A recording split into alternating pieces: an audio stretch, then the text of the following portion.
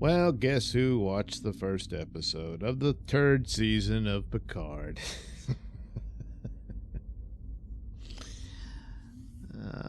This was supposed to be the good one, you know. Well, it's only one episode, but I saw nothing in there that gave me any clues to, hey, this is a different thing. This is going to be good. Certainly, I never really expected there to be any masterpiece or anything like that, but it's just one episode, but I can't say it's exactly more of the same as the other two, but that's one of those things. It's not enough to say that it's better than the other two. One could easily make an argument that Strange New Worlds is better than STD. But so what? So anyway, I think everyone would easily understand that. But there have been some people saying they got to see it earlier and all this stuff, saying that it's actually good. And but I already know there are certain factors of what they really needed to do, and they're not going to do it. They're not going to undo the damage done. They're just going to do a better season, where the other two never even tried. So just for the episode as it is, it's very dark and sinister, because you got to keep the lights low so that you don't see just how bad the sets are now. You know, I mean, they had this moment where Riker and Picard go on to the bridge of the Titan, and it's just, how do they even see to do what they're doing? And the music's playing, and oh look, the guys are back on the bridge of a starship. And just imagine that something from the late 80s and early 90s was more impressive than something you do now. But you know, that's where they are now. Gee, I wonder what happened. But anyway, the good aspects of it are obvious. You know, what would attract people to give it another shot? And it's because the cast is reunited. Now, really only 3 of them show up, and that's, of course, Picard himself, and then Riker, who was in the previous seasons here and there. But Beverly, you know, she's there, Dr. Crusher. And we start off with her in a shootout, and she calls Picard for help. Now, the shootout, right off the bat, there's a problem there. And a lot of shows make these mistakes, but that's really no excuse to say, well, the other show did it too. But there's a shootout, and there's a moment where she has to run her phaser rifle or whatever it is. Sometimes it acts like a phaser, sometimes it doesn't. Don't understand that. But she has to make a run for it from one side of the hall to the other. And the bad guys got a clear shot at her. In fact, they do shoot at her, and the idea that, and she does get hit here and there, but it's like, you know, strafing grazing wounds and stuff like that. But no, they had her dead to rights several times over.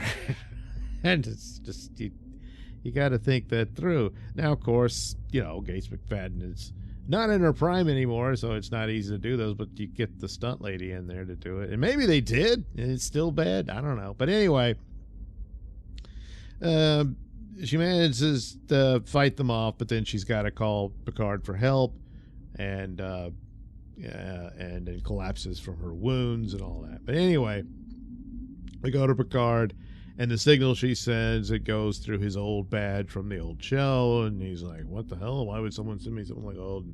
And he realizes, oh, it's Beverly. Oh. And she tells him, trust no one, and don't trust Starfleet, and all this. So he goes to Will, who's in Starfleet. But so, buddy, they decide to have this meeting about this sinister message from Beverly, and they do it in public at a bar. And, of course, a spy overhears what they're saying. It's Now, I know in Search for Spock, Bones did this, but he was suffering from the Katra, you know, the Spock had mind melded with him and everything. He wasn't thinking clearly. So yeah, you can't do that. But one of the interesting things, another thing they do, is to give you a little trinket. Is there are callbacks to, of course, Next Generation, but also older Star Trek, the movies and whatnot, and certainly through the music. So there's themes from Goldsmith. Of course, the actual theme he did for Star Trek is the theme for Next Generation.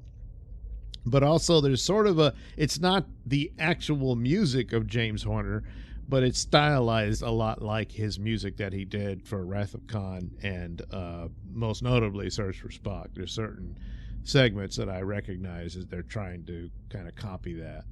And it's nice, but so what? It's just nice decoration for the show, But so they got to go get a Beverly, so Riker pulls some strings and gets them on board the Titan. And, guess who the first officer is? Well, it's 7 of 9. But she's all pissed off and angry. And really the lowest part of the show is it's a callback to what the previous 2 seasons did. She's all pissed off and mad. She's still suffering bigotry for being the Borg. And she's irritated at Starfleet for not accepting her and all this. It's ridiculous. I mean, she's second in command of a starship. Her captain's a bit of an asshole, but he has a point. I mean, Picard and Riker come in and they want him to change course to some, off the deep end of space or wherever. And they came in under false pretenses to celebrate Frontier Day or something like that. And I mean, you can call him an a-hole all you want, but he's got a point, they get 7 of 9 decides to disobey him, and they takes them to where they got to go, and they escape, steal a shuttle, and off they go to find Beverly. And it was just kind of stupid. But really, that business of 7 of 9 whining is very similar to the other 2 seasons. So I was like, well, I'm not seeing the greatness here. I'm seeing little decorations and bells and whistles, but that's it. There was some leftovers where Picard's with his Romulan girlfriend, but she's going off somewhere else. So now he's going to rescue his old girlfriend, Beverly. Beverly is with a young man there who's this mysterious character, and he says he's her son. So, hey, Wesley's got a brother, and he's got this British accent. Gee, I mean, just because your father is British doesn't mean you would be born with a British accent. But I guess the insinuation is and Picard says, I haven't seen Beverly in 20 years. So I guess they broke up, but she didn't tell him she was pregnant. So that's probably the deal, or not. Who cares? I guess.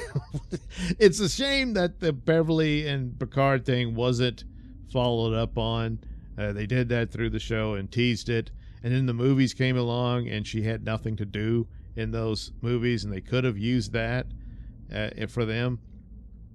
And so now I guess they'll do it, but it's just too late, and it's in the hands of this production company. So, and that's it, really. Then the big bad shows up and confronts Beverly's ship, and they're trapped. And it looks pretty much like another redo of the... some are comparing it to the bad guys from Nemesis, but it also kind of looks like the Nero's ship from Bad Robots, Star Trek movie from 2009. And then that's it. So that's where it ends for the next episode. I thought there was supposed to be a credit, but I tried to go through the credits, and I didn't see if there is one, I missed it. But I don't think that would have resolved anything. So that's it. I mean, again, all you can say is it better than the other 2? Yeah. But paint drying is better than those 2. So it's like, yeah, there's Beverly and Will and Picard are together again, and it's not enough.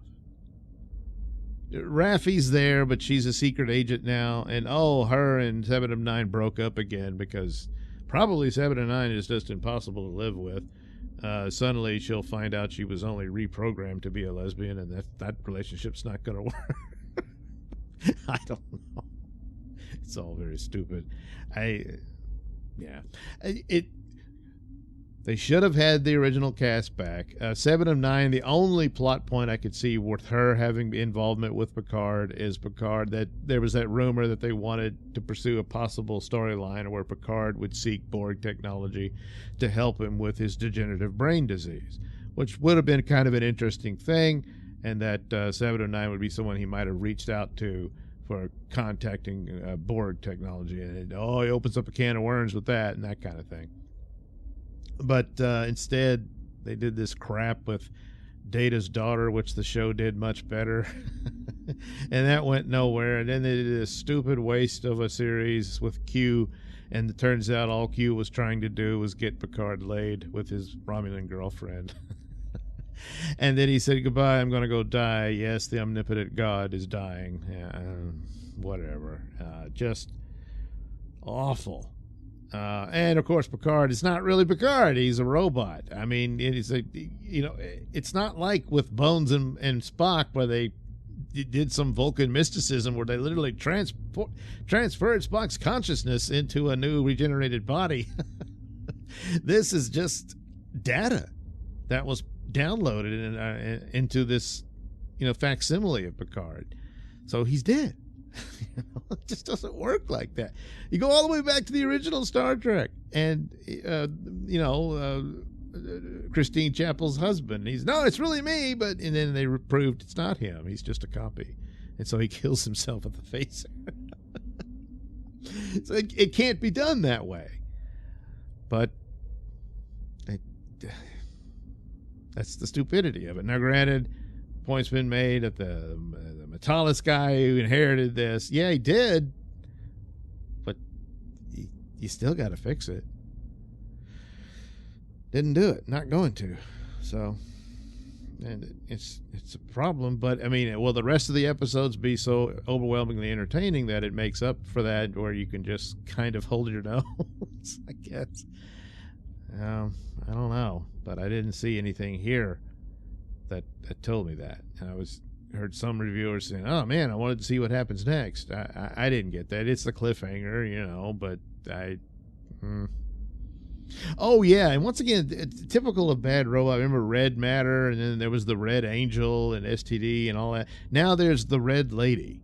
That's a clue for some sort of terrorist organization that Rafi's investigating, and I'm sure it's all connected, of course. But so Red Lady, yeah, that's what it is. Gee, do you think it's Michael Burnham? Sure, why not? I don't think so. I think we would have heard that by now. But yeah, I'm not impressed. So I'm not seeing what charmed the people who got to see it earlier. But again, to be fair, it's only one episode. But